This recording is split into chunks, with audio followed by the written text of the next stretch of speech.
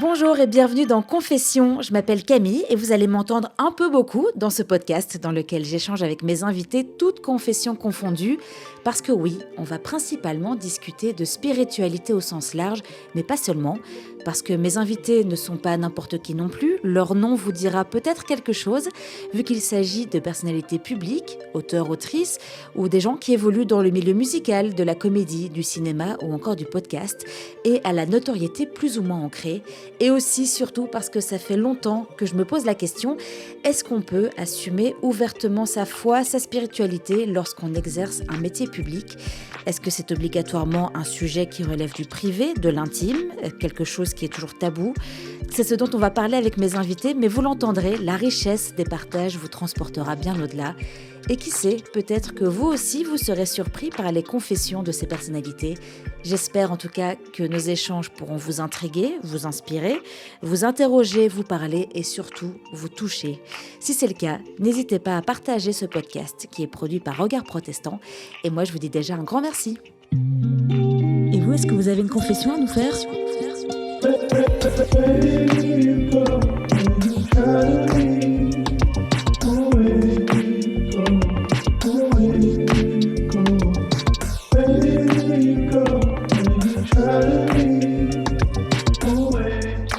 Est-ce que vous avez une confession à nous faire ?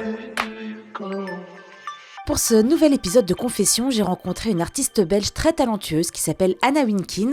Anna, c'est une voix chaleureuse, des musiques pop profondes aux influences soul. Elle est passée par plusieurs émissions de télé en Belgique avant de se lancer dans son projet solo. Elle a très vite compris que la musique devait faire partie de sa vie, imprégnée de spiritualité. Son parcours est marqué par une éducation catholique affirmée, avec un père qui voulait rejoindre le séminaire et une maman congolaise adoptée par un prêtre catholique. De cette éducation, Anna s'en est détachée petit à petit, mais sans jamais quitter sa foi.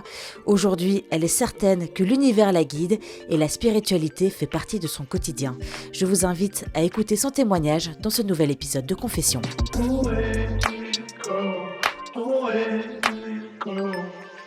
Aujourd'hui, on est dans ce nouvel épisode de Confession avec Anna Winkin. Bonjour.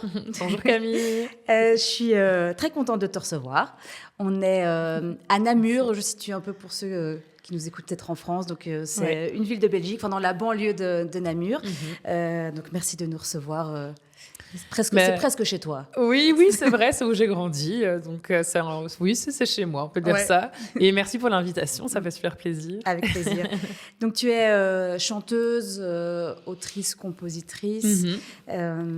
Et comment est-ce que tu décrirais ta musique, tes sons ? C'est soul, pop Alors, ma musique, je la décrirais comme de la pop profonde aux influences soul. J'ai enfin réussi à me mettre d'accord parce qu'il y a tellement d'appellations.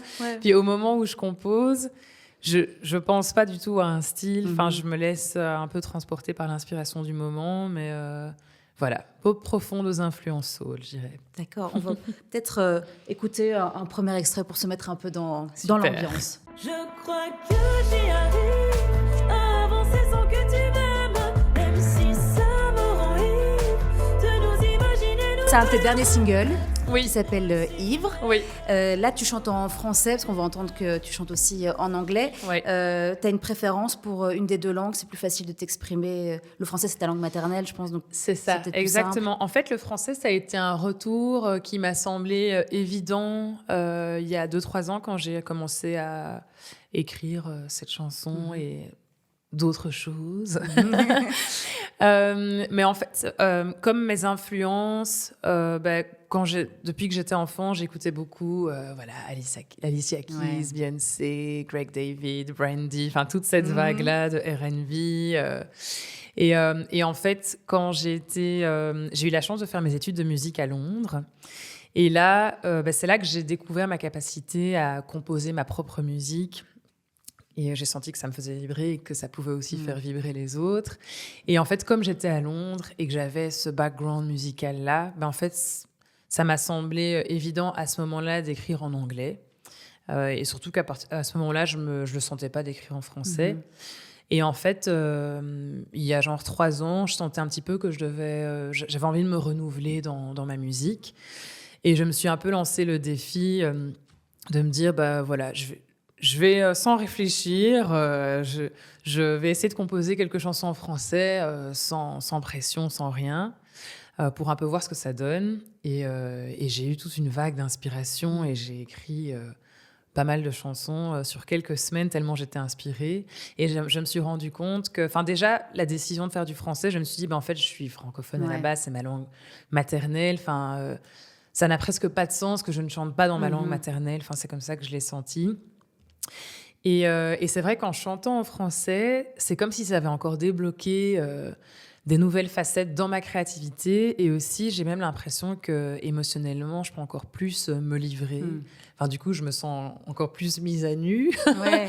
Mais je me sens vraiment dans quelque chose de très authentique, de très moi. Voilà. C'est vrai qu'il y a beaucoup d'artistes en Belgique. En plus, on a vraiment une culture très anglophone. Ouais. Et j'ai l'impression que souvent, on veut chanter en anglais parce que ça sonne mieux. Mais beaucoup d'artistes, finalement, reviennent au français. Exactement. Mais c'est vrai qu'il faut du courage, je pense, pour chanter en français parce que les gens font beaucoup plus attention aux paroles. Oui, c'est ça, tu comprends l'anglais. Tu te dis, ah oui, ça sonne bien, mais... Oui, parce que j'ai l'impression qu'en anglais... on peut vraiment tout dire de toutes les manières, vu qu'il y a plein de gens à l'international qui chantent en anglais depuis toujours. Or qu'en français, c'est comme si ça avait été fort réservé à la France, des grands. Tu vois, il y a un truc avec le français, une espèce de peut-être d'égo, je ne sais pas si c'est le bon mot, où on était plus dans le jugement. On était plus dans le jugement et la technique des mots. Et j'ai l'impression que là, il y a plus de gens qui s'autorisent. Qu'est-ce que je disais, du coup? Attends. Mais je crois que c'est moi qui l'ai... presque, tu vois, je l'ai rapproché de moi. C'est ça que c'est lourd. Ouais. Non, c'est moi par rapport à la balance, je pense. Mais voilà, tout va bien. Attends, donc qu'est-ce que je disais? L'anglais, ça demande du courage de chanter en français. Que le français, c'était réservé plus pour la France. Oui, c'est ça. Oui, et en fait, c'est trop marrant parce que moi, j'étais au Portugal quand j'ai commencé à explorer un peu avec le français. Et du coup, j'avais pas mal de petits concerts intimistes avec mon piano là-bas. Et du coup, mon premier public à écouter mes chansons en français, c'était des Portugais. Et donc, ça me rassurait. Je me suis dit, de toute façon, ils comprennent pas. C'est parfait. Ouais. Puis j'ai eu des super retours des Portugais à ce moment-là, qu'ils aimaient beaucoup. Ils disaient, on comprend rien, mais on adore. Et puis progressivement, quand je suis revenue en Belgique, j'ai eu des petits concerts aussi. Et puis j'ai vu qu'en fait, ça plaisait et que je me sentais de plus en plus confortable. Et oui, mais c'est vrai qu'en français, il y a un peu plus d'exigence et on est vraiment encore plus mis à nu. Mais moi, dans ma musique, je me dis vraiment... si je suis pas authentique, alors ça sert à rien. J'ai toujours envie... j'ai envie, via ma musique, de toujours toucher plus de vérité en moi. Donc, ça n'a pas de sens de rester en surface. Donc... c'est un très bon exercice d'explorer le français. Ouais, c'est vrai, même si tu chantes très bien en anglais comme sur ce morceau. Running from all my emotions, could we please find another way? What is the best way to go through it? C'est Leveling Up, si je me trompe pas. Oui, Leveling Up, exactement. C'était en 2023. Oui. Et on a encore un petit extrait, de nouveau en français. Je ne peux pas mettre une croix sur mon cœur. Entendez-moi, il y a trop de douleur. On en est là, ça me blesse le cœur. Qu'est-ce qu'on fait avec ça? Ça, c'est un de tes premiers morceaux en français? Ou t'en avais déjà... Ouais, c'est ça. Oui. Celui-là, c'est vrai qu'on avait fait une version live avec Looping Sessions, un petit label en Flandre. Et du coup, on me l'a sorti un peu spontanément. À ce moment-là, j'étais censée sortir mon projet dans les mois qui suivaient, sauf qu'entre-temps, il y a eu l'émission. Ouais. Et du coup, j'ai dû décaler. Ouais. Mais en fait, tant mieux, parce que ça montre ce qui est présent, mon actualité du moment, en fait. Parce que quand je donne mes concerts aujourd'hui, il y a tout cet univers en français que je révèle, que je partage. Et donc, oui, ça, c'est une version live. Et il y a cette version-là, elle est sur Spotify aussi. Ouais, exactement. Ouais. C'est ça. Tu disais que tu avais étudié à Londres. En fait, tu avais commencé des études qui n'avaient rien à voir avec la musique. Et puis un jour, tu t'es dit non, en fait, c'est pas ça que je veux faire de ma vie. Je veux chanter tous les jours. Comment ça s'est passé? Qu'est-ce qui t'a donné le courage de remettre en cause, de remettre en question ce que tu avais décidé de faire? Alors, depuis que je suis enfant, je sais que je veux être chanteuse. Je l'avais même prononcé exactement comme ça ma mère. Ma mère m'avait demandé, je crois que j'avais 4 ans, ce que je voulais faire quand je serais grande. Et je lui avais dit chanteuse-danseuse, sans aucune hésitation. Mais après, ma mère, elle a toujours voulu m'encourager dans ce qui était le plus juste pour moi. Mais sur le moment, elle s'est quand même un peu sentie déstabilisée en disant « Mais comment on fait pour construire une carrière et tout ça ?» Enfin, c'est compliqué.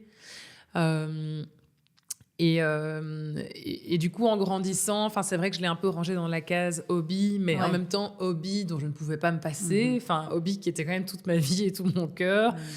Mais voilà, c'était après l'école. Et en fait, j'ai réussi à me convaincre jusqu'à mes 18 ans que ce n'était qu'un hobby, jusqu'à ce que je commence une première année de traduction-interprétariat anglais-néerlandais à Bruxelles, à Mariaps, à mes 18 ans. Et en milieu d'année, je sais pas, j'ai eu comme une remise en question qui m'est tombée dessus, comme un éclair, comme ça. Je me souviens que je me suis dit, attends, quand je quitte ces études, ça va être quoi ma vie? Et puis je me redis, et en fait, je me disais, travailler tous les jours, attendre le week-end pour kiffer. Et puis je me suis dit, mais attends, ça ne me plaît pas du tout, en fait. Même si je kiffe les cours et que tout se passe bien, que j'ai des potes ici, ça ne me dérange pas. J'aime bien les langues, l'anglais, néerlandais. Mais je me suis dit, en fait, la vie vers laquelle je me dirige, ça ne me va pas du tout, que ça ne me convient pas. Et du coup, j'ai eu cette conversation avec mes parents. Et en fait, l'univers est bien fait. Parce que cette année-là, je faisais des cours de comédie musicale à XL. Et j'allais tous les jeudis et les dimanches avec un groupe de jeunes de mon âge. Et en fait, il y avait une fille cette année-là qui partait à Londres l'année d'après, dans l'école où j'ai été, en fait. Et elle m'a bassinée toute l'année, alors qu'au début, je me disais, elle est folle, il n'y a pas de débouché en musique. Ce qu'on se disait à ce moment-là. Oui, c'est ça. Et à un moment, mes profs m'ont aussi dit, franchement... ils t'ont encouragé. Si tu veux continuer, il faut que tu continues. Il y a vraiment quelque chose dans la musique. Si tu as l'occasion, fais-le. Plus, alors avec ma remise en question du milieu d'année et tous ces gens qui me criaient tous les 2 jours, 2 fois par semaine, il faut continuer dans la musique, va à Londres avec Maïté. Et à la fin, j'ai commencé à me dire, en fait, c'est pourquoi vrai. Pas, Oui. Et puis, du coup, c'est à ce moment-là, j'ai eu les bonnes discussions avec mes parents, j'ai réussi à les convaincre de me soutenir, j'ai eu comme par hasard une bourse par le Forum, tout s'est mis en place magiquement, or que sur papier, c'était pas du tout réaliste, même financièrement. Moi, j'ai une famille nombreuse, j'ai 4 frères, mes parents n'avaient pas sur papier l'argent pour me soutenir, mais tout s'est mis en place via la bourse, via un job que j'ai eu, et donc, c'était magique. Et j'étais à BIM London, où j'ai fait un bac en Popular Music Performance. Et puis, j'étais à Guildhall School of Music and Drama et j'ai fait un master en jazz. Et c'était juste incroyable. J'imagine.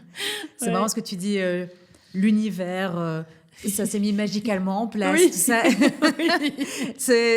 Est-ce que c'est vraiment, vraiment un hasard finalement? Est-ce qu'il n'y a pas, on rentre directement dans le sujet, mais est-ce que tu aurais fait ça s'il n'y avait pas eu quelque chose qui t'avait guidé, si tu n'avais pas senti, je sais pas, on va parler de ce que tu crois, de ce qui t'anime, mais est-ce que ça déjà c'est pas un... Mais si, qu'on l'appelle Dieu, l'univers, l'amour, la joie, en fait, ça a été vraiment un élan du cœur.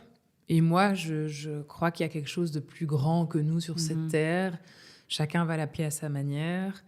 Mais pour moi, c'est clair que je sentais juste un grand appel du cœur et de la foi à me diriger vers ce qui m'animait au plus profond, en fait. Ouais, c'est ça. Et puis, il y a eu plein de petits signes sur le chemin, des petits clins d'œil. Moi, je dis des petits clins d'yeux. Ah, j'adore. Ouais. J'adore. Et est-ce que tu as eu une éducation religieuse? Tu as grandi dans quel contexte? Oui. On revient un peu en arrière. Oui, bien sûr. Alors moi, mes parents étaient tous les deux chrétiens, catholiques. Et en fait, assez bien ancrés parce qu'en fait, mon père, après il a changé de direction, mais quand il était jeune, il a commencé les études, je ne sais pas comment ça s'appelle, pour être prêtre. Ah, il a commencé le séminaire et comme moi, la première année, il s'est remis en question et il s'est dit non, je veux une famille. Oui, c'est contraignant quand même. Oui, voilà.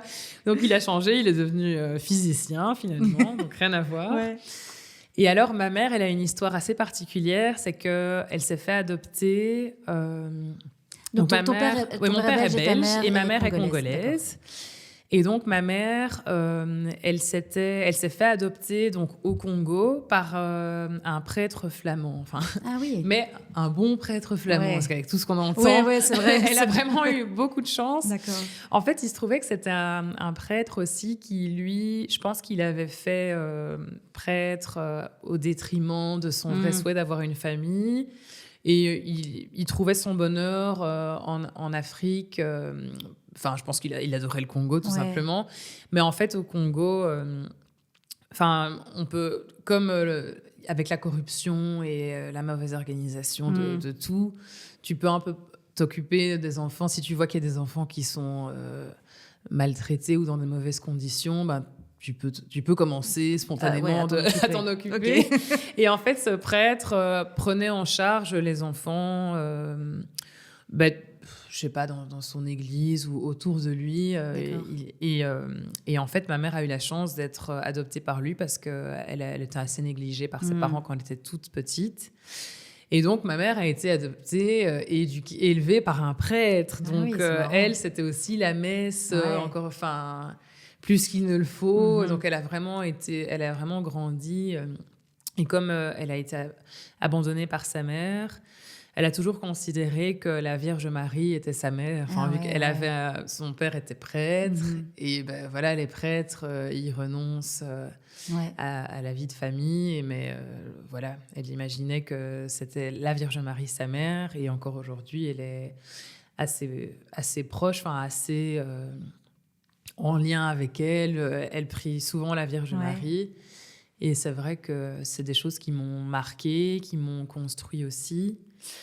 Après, comme je te disais avant l'interview, je commence à être un peu allergique aux étiquettes parce que derrière le mot religion, je trouve que ça donne trop de prétextes pour se faire la guerre dans le monde. Et moi, j'ai horreur de ça, parce que je trouve que dans les religions, c'est la même base, en fait. C'est juste qu'en fonction des cultures, chaque pays a développé ses propres rituels, son vocabulaire, mais la base tout se rejoint. Donc, il faut arrêter de trouver des raisons de se séparer. Et du coup, moi, j'aime plus trop dire que je suis chrétienne catholique. J'aime bien dire que je suis spirituelle. Oui, j'ai la foi, je crois en Dieu, oui. Mais c'est vrai que j'ai tendance à dire l'univers plutôt que Dieu. Après, j'assume. Oui. Mais en fait, j'ai pas envie que si je dis ces mots-là, les gens me mettent directement dans une case, alors qu'en fait, je veux juste parler d'amour, de justesse, de valeurs universelles. Voilà, c'est ça. Ouais. Mais c'est marrant. Je te disais aussi avant qu'on commence cette interview que quasiment tous les gens que j'ai rencontrés dans le cadre de ce podcast, et puis même en dehors, beaucoup n'aiment plus mettre d'étiquettes sur ce qu'ils croient, sur leur foi, et parce que effectivement le besoin de revenir juste à l'essentiel. Et je crois que j'ai déjà raconté cette anecdote, mais j'ai une très bonne copine qui se dit pas du tout, qui dit qu'elle n'est pas chrétienne, elle croit pas, mais elle parle tout le temps de l'univers et elle l'appelle Jean-Jacques. Peu importe. Et en fait, au final, c'est la même chose. Oui, exactement. Dire si elle a un problème, elle va parler à l'univers. Totalement. C'est la même chose que la prière. C'est ça. Et tu te recueilles, tu prends un moment de silence, tu fais le point avec toi-même et en fait, tu es dans une certaine spiritualité, en fait. Complètement. Mais tu allais quand même à l'église quand tu étais petite. Est-ce que tu y vas encore aujourd'hui? Oui, ou bien... alors mes parents, ils ont réussi à nous forcer à aller à l'église tous les samedis jusqu'à nos 12 ans. Je pense que je dis nous parce que j'ai 4 petits frères. Puis à partir de 12 ans, moi, j'ai commencé à dire foutez-moi la paix, c'est horrible, on s'endort. Puis moi, ce qui m'énervait aussi, c'est que je trouvais que c'était hyper incohérent parce que déjà, on disait des paroles super belles, on parlait de foi, de résurrection, de renaissance, mais je vois tout le monde qui est à 2 doigts de s'endormir en chantant super mal. Ils le vivaient pas. Enfin, limite, on s'en fout de chanter super mal, mais c'était mort, quoi. Enfin, je me dis, il y a vraiment un décalage entre ce que vous dites et ce que vous incarnez, quoi. Et je me dis, moi, je veux plus venir ici. C'est pas comme ça que je veux croire en Dieu. Enfin, c'est pas ce qui est écrit, quoi. Et puis aussi, beaucoup d'incohérences dans... Je trouve que... En tout cas, c'était quelque chose qui m'avait fort marqué à ce moment-là, que je trouvais que les adultes disaient plein de bonnes choses sur le pardon et toutes les valeurs dans l'église. Puis, en fait, il y avait plein de cancans aussi entre les gens du village. On fait semblant qu'on est aligné à l'église et dès qu'on sort, on dit n'importe quoi. Enfin, je me dis, je ne vois aucune application de ce qui est écrit. Et du coup, moi, j'ai commencé à arrêter d'aller à la messe vers mes 12 ans. Après, j'y vais... j'aime encore aller à la messe de Noël. Par exemple, là, j'étais à la messe de Noël au mois de décembre avec mes parents. Et c'était trop mignon. Enfin, il y avait une petite crèche vivante. Le prêtre était très en connexion avec le public, j'allais dire. L'assemblée. Voilà. Ça, c'est parce que tu es chanteuse. Tu parles en termes de chanteuse. Oui, voilà. Mais c'était vivant. Et je trouve qu'à Noël, il y a vraiment cette énergie où on veut juste se poser et revenir à l'essentiel. Et donc, ça, c'est... Voilà, donc je vais à la messe à Noël et au mariage où je chante, ou le mariage de mes amis et de ma famille. Et c'est déjà bien. C'est les messes auxquelles j'assiste pour l'instant. Tes parents, ils continuent à aller, non, même pas. En fait, ils ont fait comme nous. Enfin, je pense qu'ils ont continué à se forcer un peu, même si on venait plus avec eux. Et je crois qu'ils se sont découragés eux-mêmes en se disant, mais c'est vrai, pourquoi on se force à aller à la messe? Ils ont aussi arrêté progressivement d'y aller. Après, ça n'empêche pas que... Enfin, ma mère... Il y a des croix de Jésus dans la maison. Il y en a une là où on est. Oui, voilà, exactement. Et ben, voilà, elle vit sa spiritualité. Je sais qu'elle prie tous les matins en allant à son travail. Enfin, elle vit vraiment sa spiritualité au quotidien. C'est juste que, voilà, elle va pas à la messe. Ouais, c'est ça. Mais c'est pas grave, ils ont quand même inculqué des valeurs qui t'accompagnent. Oui, exactement. Et je trouve que c'est réconfortant dans des moments de stress ou de challenge, de pouvoir se dire je me souviens de cette prière. Si je disais cette prière juste pour m'apaiser, quoi. Ou de se dire que je vais me mettre en silence et je sais pas, de se dire que je vais soit appeler la Vierge Marie ou Dieu ou un saint ou un ange ou un être imaginaire qu'on imagine avec des qualités réconfortantes ou son chat décédé. Enfin, juste de se dire, j'appelle une énergie de réconfort, de conseil dans ce temps de silence que je prends. Je trouve que ça a beaucoup d'effets. Par exemple, commencer la journée dans le calme avec une intention, je trouve que ça change toute la journée, quoi. Enfin, les 5 minutes de calme qu'on aura pris au réveil pour se dire aujourd'hui, je vais passer une journée comme ça. J'envoie des bonnes énergies aux gens que je vais rencontrer aujourd'hui. Je m'accompagne dans chaque chose que je vais faire. Ça va bien se passer. Commencer sa journée comme ça change toute la donne, quoi. Mais après, on n'a pas toujours le temps de le faire. Je ne fais pas ça tous les matins. Mais je sais que quand je le fais, ça change tout. Je le ressens vraiment. Et cette spiritualité que tu as encore aujourd'hui, elle est vraiment indissociable de ta musique. C'est vraiment... l'un ne va pas sans l'autre. Oui, totalement, parce que je dirais même que puiser l'inspiration pour la créativité et la musique, c'est un acte spirituel. Parce que on matérialise d'une certaine manière des sons qui sont là dans l'air ou dans notre tête. Enfin, c'est des choses qui flottent dans l'air. Enfin, ça ne se voit pas, la musique. Ouais. Enfin, ça se ressent et puis ça se chante. Et même quand on chante, c'est invisible, c'est quelque chose qu'on ressent. Et moi, la musique, ouais, j'en ai besoin. Enfin, déjà, ça me ressent. Je trouve que rien que le fait de chanter, c'est comme un acte spirituel, qu'on le veuille ou non, parce qu'on doit se connecter à sa voix, on doit faire confiance, on met une intention, qu'on en soit conscient ou pas.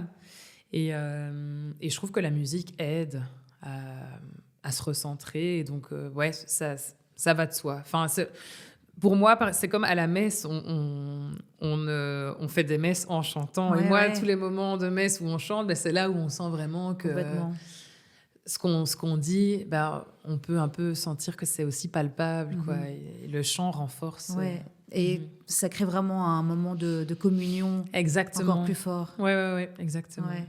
Est-ce que tu penses que tu aurais fait de la musique sans la foi ou inversement? Est-ce que...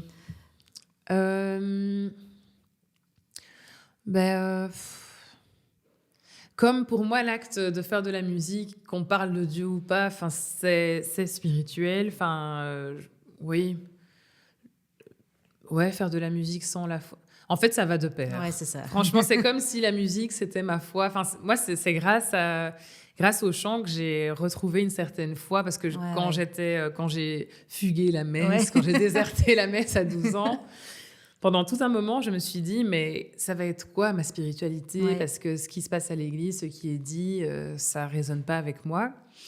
Et quand j'ai intégré une chorale gospel à mes 17 ans, en chantant le gospel, je sentais une espèce de joie indescriptible comme ça. Et puis, quand j'ai commencé à me renseigner, à regarder des vidéos de groupes gospel, des trucs comme ça, quand ils sont à la messe, comment ils vivent leur foi, je me suis dit, rien qu'en chantant les chansons gospel, cette joie indescriptible, je me suis dit, attends, d'où elle vient cette joie? Et je me suis dit, mais en fait, il n'y a aucune autre raison, aucun autre argument que la musique et Dieu qui fait que je ressens autant de joie là maintenant, en fait. Ouais.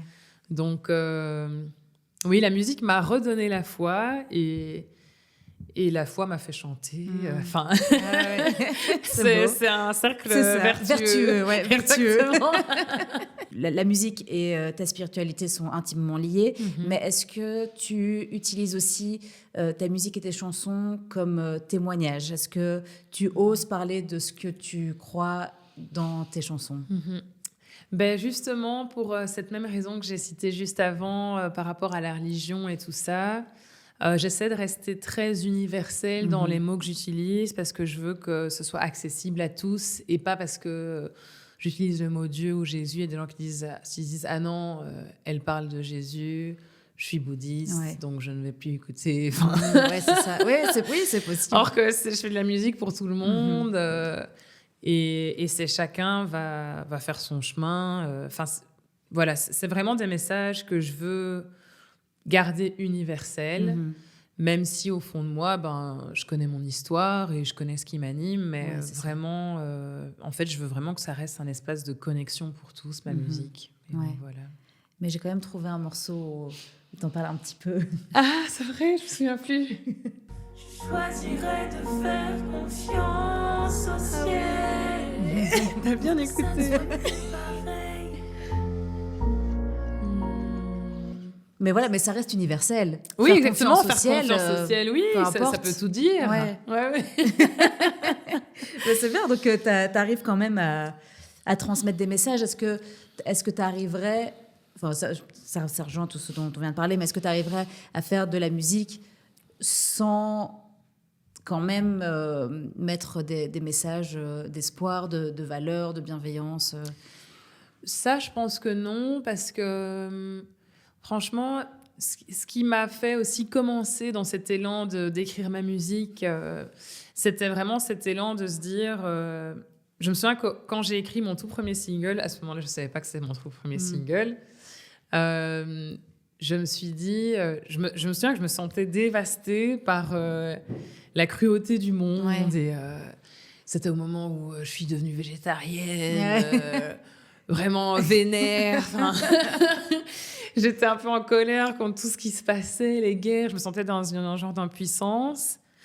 Et en écrivant cette première chanson, je me suis dit, si je peux apporter quelque chose de bien au monde, à mon humble petite échelle, je vais essayer de rappeler aux gens que l'essentiel, c'est l'amour. Et c'est vraiment ça qui m'a donné la force et l'élan d'écrire cette première chanson, et qui m'a même portée sur toutes les compositions qui ont suivi dans mon premier projet, dans mon petit EP que j'avais sorti en 2017.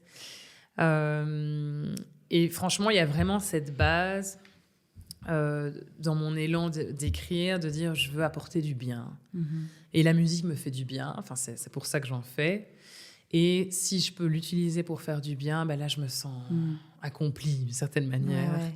Et donc, même si je vais révéler des aspects parfois de ma vie, de mon parcours, qui sont un peu plus denses ou quoi, je veux toujours garder cette énergie de j'ai vécu ça ou je vis ça, mais on continue et on est courageux, on va écouter la vie, on va s'asseoir avec ce qu'on ressent pour faire le point, on continue d'avancer, quoi. C'est pas la fin quand ça va mal, et je veux toujours regarder ça derrière chaque chanson que je fais.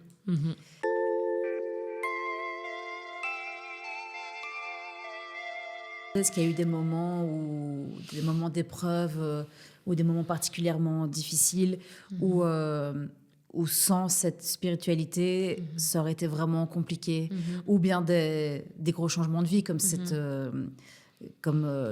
ta volonté de changer d'études et de te lancer dans la musique. On sait très bien que c'est un milieu pas évident non plus. Oui. Est-ce que sans ça, tu penses que tu y serais arrivée ? Non, en fait. Enfin, moi, je suis une grande rêveuse de base, un peu, parfois, un peu trop. Et pour moi, tout est possible et tout. Après, je me suis bien cassé la gueule aussi en rêvant trop. Mais en fait, j'ai cette espèce d'esprit d'aventure en moi qui sera toujours là. Et j'ai toujours envie d'explorer des nouvelles choses, de suivre mon étoile, même s'il me dit des trucs de dingue. Enfin, déjà, Londres, c'était un truc de dingue. C'était pas censé être réaliste. Je l'ai fait. Lift You Up, par exemple, c'était pas réaliste.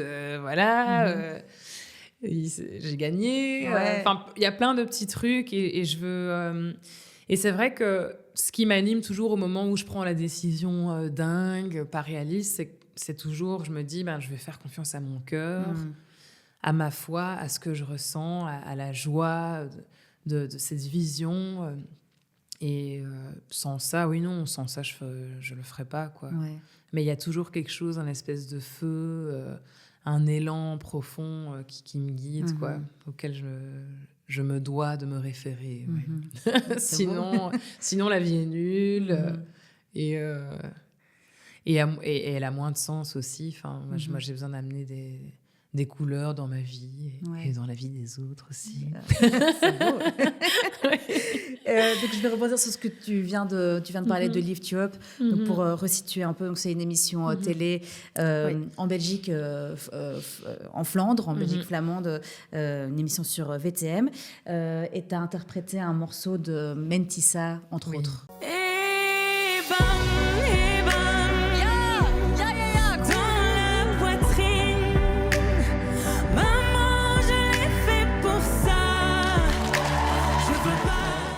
Et bam de Mentissa, avec ta voix magnifique. Merci. Et donc, cette émission, tu l'as gagnée. Donc, il y a un jury. Et donc, tu étais dans l'équipe de Laura Tesoro. C'est une chanteuse belge aussi. Oui. Elle a fait, entre autres, l'Eurovision en Belgique. Oui. Je resitue un petit peu. Et en plus, vous avez fait un duo aussi ensemble après.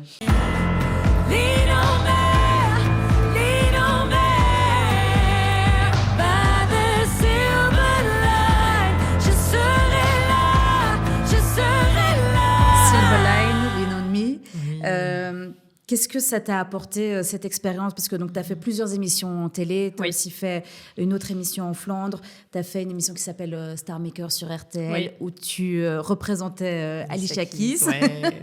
Qu'est-ce que ça t'a apporté de participer à ces émissions télé? Alors déjà, des opportunités de grandir en tant qu'artiste. Et puis moi, j'ai adoré ces expériences de chanter à la TV, où tout d'un coup... j'avais déjà eu l'expérience de tourner des clips, d'avoir quelques interviews et des choses comme ça. Mais là, quand on est à la TV et que tu chantes sur scène, tu as des caméras là. Puis dans Lift You Up, en tout cas, il y avait parfois des chorégraphies. Puis je ne dois pas oublier que quand je fais ce mouvement, il y a la caméra à ma droite. Et il faut que je fixe l'objectif pour faire passer mon message. Et c'est une expérience que j'ai adoré faire. Et puis les costumes... je me suis dit, j'ai vraiment envie de faire ça. C'est ma vie, en fait. Je veux vraiment vivre ça le plus possible. Et j'ai adoré avoir ces opportunités d'à chaque fois, je donne le meilleur de moi sur scène. Et puis, je me revois à la TV. Puis, je peux voir ce que je peux améliorer. J'ai vraiment pris ça comme un cursus encore, une formation... où j'ai encore bien appris sur moi, sur à quel point je peux encore plus m'ouvrir sur scène pour développer ma présence scénique et ma force d'interprétation et tout ça. J'ai adoré. Les 3 émissions que j'ai faites ont été super instructives et puis j'ai fini avec une bonne récompense. Donc ça, c'était vraiment cool. C'est chouette. Est-ce que dans ce milieu-là, dans ces milieux-là, donc des médias, de la télé et de la musique de manière plus générale, est-ce que tu arrives à parler de ta spiritualité? Est-ce que c'est facile ou pas? Est-ce que tu oses l'aborder ou pas du tout? Alors, dans les médias un peu plus mainstream, en général, on n'a pas toujours le temps de s'étaler dans des grandes conversations philosophiques que j'adore. Moi, j'adore être invitée ici pour parler de ça. Tant mieux. Je préfère, limite. Donc, c'est vrai que dans les médias, mainstream, on va dire, pas vraiment. Après, oui, c'est arrivé dans des podcasts. Moi, j'en parle de temps en temps quand je suis inspirée sur mes réseaux sociaux. Après, encore une fois, je cite pas vraiment le mot Dieu, Jésus et tout ça.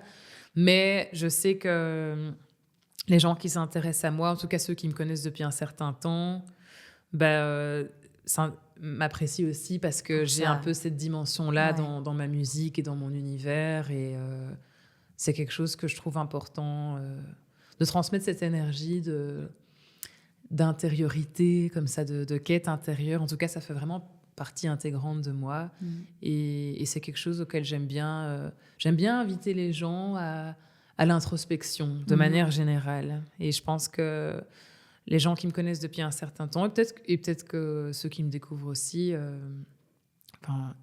s'intéressent certainement à ça aussi. Voilà.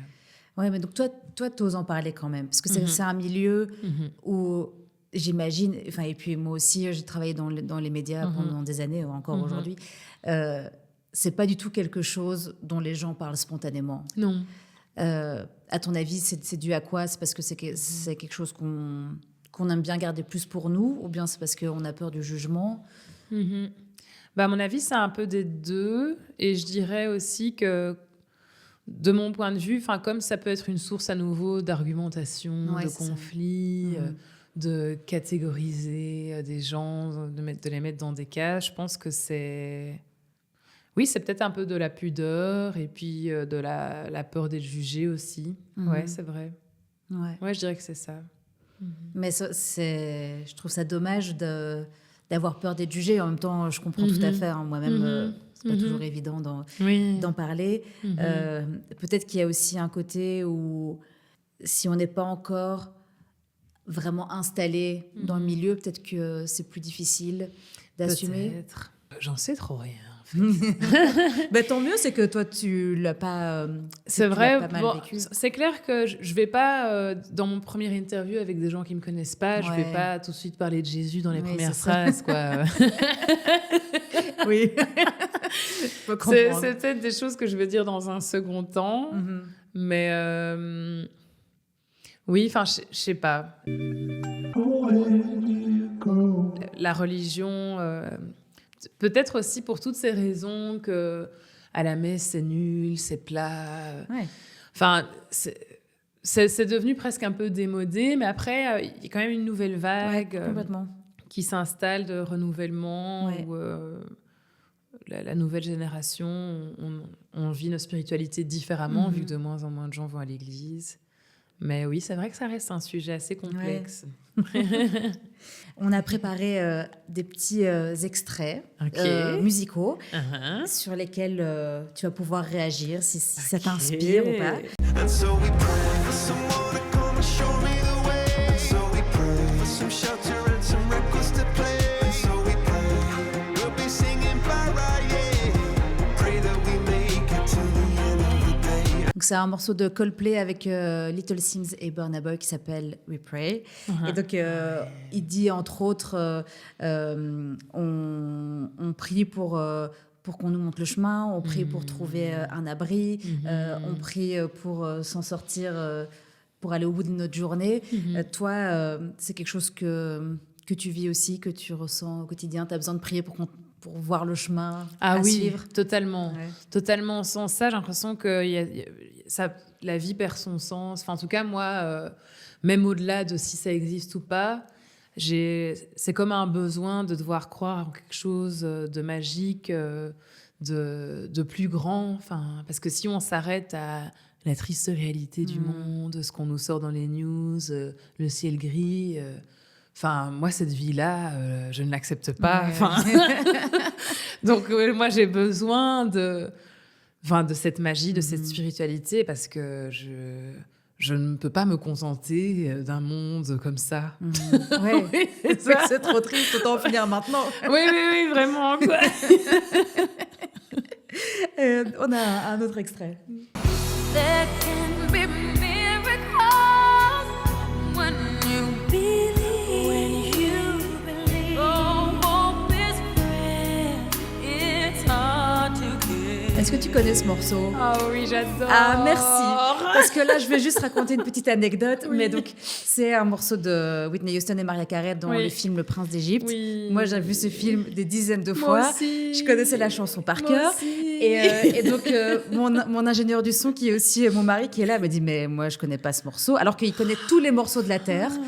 Et il dit mais non, je te jure, c'est pas connu. Et on a demandé à d'autres amis l'autre jour et ils connaissaient pas. Et donc je me suis vraiment dit en fait j'ai vécu dans un monde parallèle. Donc ça me rassure. Ah Ça me non, rassure moi que j'ai tu grandi connais. avec ce film. Ah Après oui, on mes est parents, d'accord. comme ils avaient cette culture chrétienne, C'est ça. j'ai grandi avec ce film-là. Et il y avait aussi Joseph, Oui, le roi des rêves. Ouais. Ça, c'est 2 films chrétiens parmi tous les autres Disney que mes parents nous avaient achetés et que j'ai vu et revu et dont je connais toutes bien les sûr. chansons. Et j'ai même pleuré devant ce film. J'ai pleuré en chantant. J'ai chanté cette chanson avec ma chorale. Moi aussi j'ai fait ça. Ah Je pense non, que c'est mais... peut-être pour ça que ça me parle aussi Ah particulièrement. ouais, quelle chanson, quoi. Ouais. Un vrai chef-d'œuvre. Ah, merci. Merci de valider. Et donc, pour revenir au morceau, et donc dans les paroles, elle dit il peut y avoir des miracles quand tu crois. Est-ce que c'est quelque chose que tu as déjà expérimenté? Totalement. Avec Londres, déjà.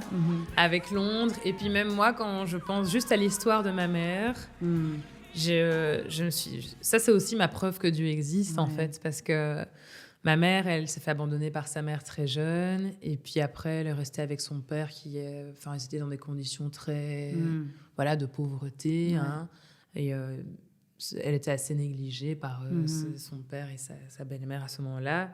Et puis, elle a été miraculeusement prise en charge par mon grand-père adoptif, qui lui a permis toute cette vie qu'elle a aujourd'hui. Et puis, rien que de penser à ça, je me dis, c'est la preuve que Dieu existe. Et ma mère, en plus, elle s'est fait remarquer aussi par mon grand-père adoptif parce qu'elle chantait à la chorale. C'est vrai? Oui. Ah ouais. Et en fait, elle avait 4-5 ans et elle était soliste à la chorale et elle avait une partie, elle était assez importante.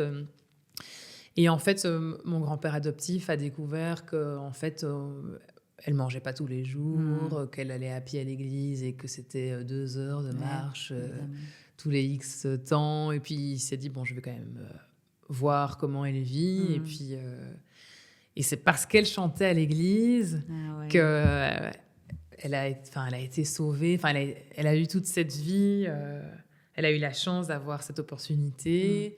Et puis moi, je suis chanteuse aujourd'hui. Enfin, rien que cette histoire-là, ça me touche énormément. Et pour moi, c'est une preuve que Dieu existe, en fait. Enfin, je ne le vois pas autrement. Tu dirais que dans ta famille, dans ton histoire familiale, la musique vous a sauvé? Ah oui, clairement, vraiment. Ouais. Et on a un dernier extrait. Ah, j'adore.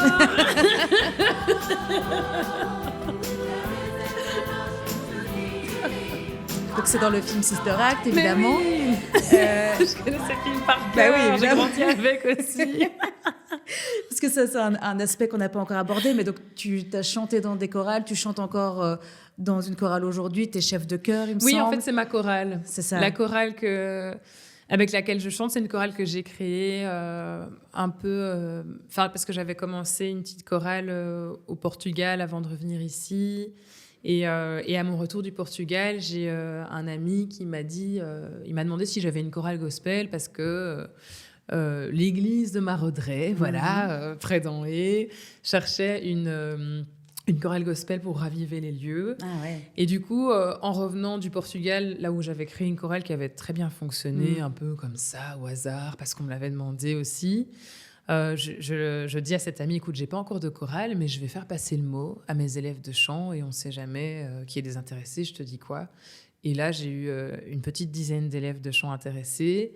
On a fait ce premier concert, puis de là, on a eu une autre demande, puis de là, on a eu une autre demande, jusqu'à ce qu'on se retrouve à animer la messe gospel du Dinan Jazz Festival. Excellent. Et on est presque devenu résident de cette messe gospel du Dinan Jazz Festival parce qu'on l'a fait 3 années de suite, on va la refaire cette année. Et depuis qu'on a fait la première fois ce Dinan Jazz Festival, là, je me suis dit, c'est bon, c'est une chorale qui va continuer. C'est la chorale Bloom for Love. Et en fait... continuer de nourrir cette chorale, c'est comme si ça me permettait de rester connectée à l'innocence et à l'essence du pourquoi j'ai commencé le chant, en fait. Et donc, c'est une chorale d'amateurs, semi-professionnels. Moi, je suis pro, puis les musiciens que je fais intervenir pour les concerts le sont aussi. Et il y a un peu de tous les niveaux dans la chorale, mais c'est une chorale que ça me remplit le cœur de pouvoir les voir régulièrement aussi pour... créer des beaux moments de communion, d'union, de connexion au cœur via le chant. Est-ce que tu trouves que la chorale a sa place qu'à l'église? Est-ce qu'une chorale n'existe que dans un cadre d'église, de spiritualité ou pas spécialement? Non, pas spécialement. Et d'ailleurs... non, pas spécialement, parce qu'il y a tout type de chant aussi et tout type de styles musicaux. Mais en tout cas, moi, je pense qu'on le veuille ou non, chanter ensemble, ça va toujours nous ramener une espèce de communion entre nous. Et donc, qu'on soit spirituel, religieux ou pas, ça nous amène de toute manière à quelque chose. Donc, et même pas que pour les gens qui sont dans la chorale, mais aussi pour ceux qui viennent vous voir. Parce que totalement. Une chorale gospel, ça attire des gens de tous les milieux. Exactement, oui, vraiment. Oui, je pense que le chant... chanter ensemble, ça connecte les gens, ça apporte de la joie. Donc, c'est chouette de pouvoir le faire vivre en dehors des églises pour les gens qui ne vont pas à l'église. Oui, complètement. Tu ne pourrais pas t'en passer? Ah oui, non, pas du tout. Oui, moi, j'ai besoin... D'ailleurs, je me suis rendu compte de ça parce que du coup, moi, j'ai été au cours de chant et de musique toute ma vie, de mes 4 ans à mes 18 ans, j'étais aux Jolies Notes, puis j'ai fait à XL, la comédie musicale, puis après je suis partie à Londres et j'ai toujours eu, chaque année, j'étais toujours dans une chorale en fait. Donc on préparait le concert de Noël, il y avait tous les concerts. Et puis quand je suis revenue de mes études de Londres en Belgique, il y a eu une petite transition d'1 an ou 2, même 2-3 ans, où j'avais plus de chorale, en fait. Et là, je me suis dit, mais il manque quelque chose, quoi. Je peux pas ne pas chanter avec des gens. Et surtout qu'en plus, la vie d'artiste indépendant et tout ça, quand tu construis ta carrière... c'est un chemin assez solitaire qui me plaît parce que j'ai besoin de cette liberté, de cette intériorité. J'apprécie beaucoup les moments seuls, mais à un moment, j'ai quand même besoin de chanter avec les autres, juste comme ça, sans se prendre la tête, sans trop d'objectifs de malade. Et, c'est ressourçant. Oui, exactement. Et du coup, j'ai besoin de chanter avec les gens comme ça, sans pression. C'est comme si ça me permet de m'équilibrer, de m'apaiser au niveau de la musique. Ouais. C'est marrant ce que tu dis, parce que ça me fait penser à... Donc moi aussi, je reviens un peu sur le fait d'aller à l'église ou pas, de déserter l'église. Moi aussi, je suis allée à l'église toute ma vie, jusqu'à un peu plus tard que toi, un peu plus âgée que toi. Mais aujourd'hui, j'y vais plus spécialement. Mais je dis toujours que je trouve que ma foi n'a jamais été aussi forte que depuis que je ne vais plus à l'église, parce que je la vis pour moi. Voilà. Mais un peu comme toi avec la chorale, il y a quand même des moments où je me dis, ah ouais, mais la communion avec les gens, ça fait quand même plaisir. C'est ça, exactement. Et donc les moments où je retourne parfois à l'église, ou comme toi, au culte de Noël, ou ce genre de choses, et particulièrement pendant les moments de chant, justement, où je me dis, ah ouais, c'est quand même important de retrouver la communion. Oui, exactement. Et je trouve que... Ah oui, j'ai chanté avec ma chorale en plus cette chanson. Let's go down in the river to pray. Alison Krauss. Ah, j'adore. Ouais. Mais oui, ça relie, et il y a une espèce d'innocence aussi qui revient, une simplicité. L'essentiel qui revient quand on chante ensemble, et ça, c'est... Ouais, moi, ça m'est devenu indispensable.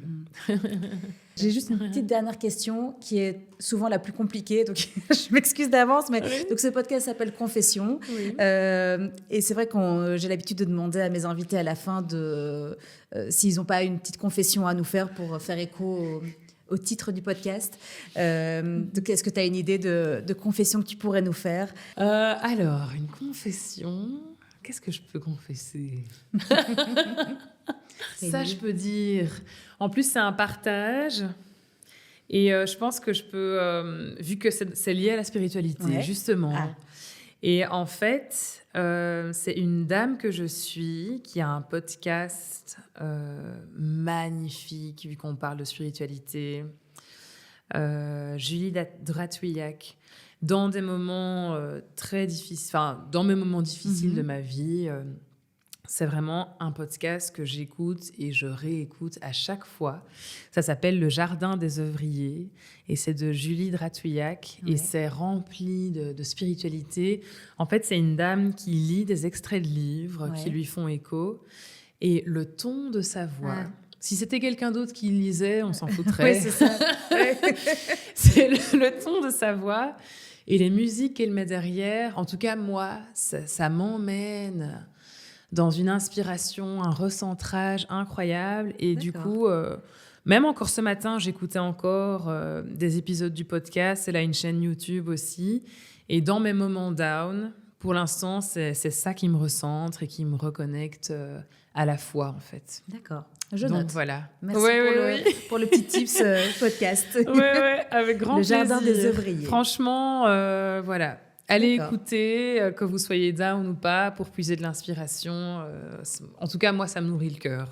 Ah, c'est bien. Voilà. Et si vous êtes down et si vous avez envie de vous ressourcer, et si vous avez envie d'avoir le cœur nourri, vous pouvez aussi écouter ta musique, évidemment. Oui, écoutez ma musique, absolument. Anna Winkin. Et en plus, tu as un projet d'album ou d'EP qui va arriver bientôt. Exactement. Un tout nouveau projet qui va sortir cette année. Donc, il y aura de quoi se nourrir musicalement, spirituellement, peu importe comment on l'interprète ou comment on choisit de l'appeler. Génial, on a hâte de découvrir ça. Et je souhaite que ça fonctionne bien pour toi et que tu puisses avancer sur ce chemin. Génial. Grand merci, Camille. Merci à toi. J'espère que la douceur et la profondeur d'Anna vous auront touché. Si c'est le cas, allez écouter sa musique. Il y a plein de morceaux à retrouver sur toutes les plateformes. Vous pouvez aussi suivre Anna Winkin sur les réseaux sociaux pour ne rien manquer de son actu. Merci à vous d'avoir écouté cet échange avec Anna et merci à elle d'avoir levé le voile sur cette partie de sa vie. Je vous dis à très vite pour de nouvelles confessions.